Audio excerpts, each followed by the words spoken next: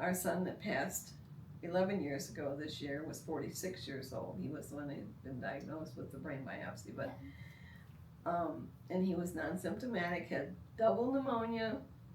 It gotten so bad it was outside his lungs, no signs or symptoms.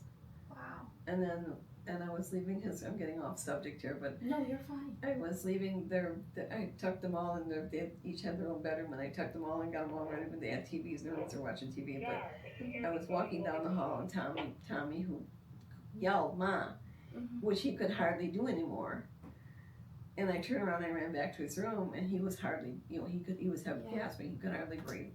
So I called 911, got an ambulance there, got him to the hospital, and they had him on a vent by the time I got there, because he was but he had no signs of this until that moment. Right.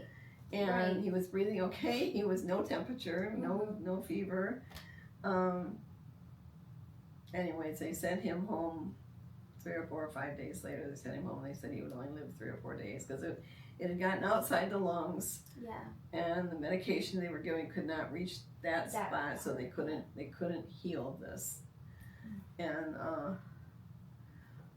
they asked the doctor, the pulmonologist that we had asked one of the doctors, to please take him into surgery, go in through his back and get this infection out. And I asked this doctor to do that, and he said, no, I can't do that. He wouldn't survive the surgery. And I looked at this man and I said, and he won't survive if you don't do this, or someone doesn't do this. And he turned and walked away from me, so I'm not doing that. He says, I'm not going to be responsible for that. And I thought, anyway, we took Tom home. They sent hospice to the house, for little medications they give for comfort, I guess. But anyway, he said he'd only live 3 to 4 days, and he lived 16 more days. Wow. But he just, we had him up in the family room part of the time, and then toward the end of that 16 days, he was in his bed and watching his television, and he was a big sports fan. Loved the Pittsburgh Steelers. He was going to be a Pittsburgh Steeler his whole young life. He was going to be a Pittsburgh Steeler. And then when he was 15 years old, he went into a wheelchair. And I remember so well, he was sitting in the dining room, and I always tear up when I think of this, because he looked at me and he said, and we weren't even talking sports, so this just came out of his head. He says, well, Mom, if I can't play with them, I'll coach them. That's how strong he was about what he wanted to do.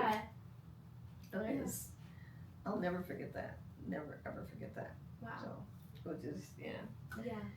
But he was the student when my mother used to help me with the kids when my husband was working and I was in nurses training, and she'd be over the house and she'd be staying with the younger ones. Well, with all of them when they got home from school. But she told me one time, she said, I can't hardly work in this kitchen because Tommy comes home, comes in his wheelchair right out to the kitchen table, clears his spot, puts his books on the table, and this is where he's at. Till we eat supper. And I said, that's who he is. That's who he is. He studies, he reads, he does his work. He's a very conscientious person. Absolutely. So.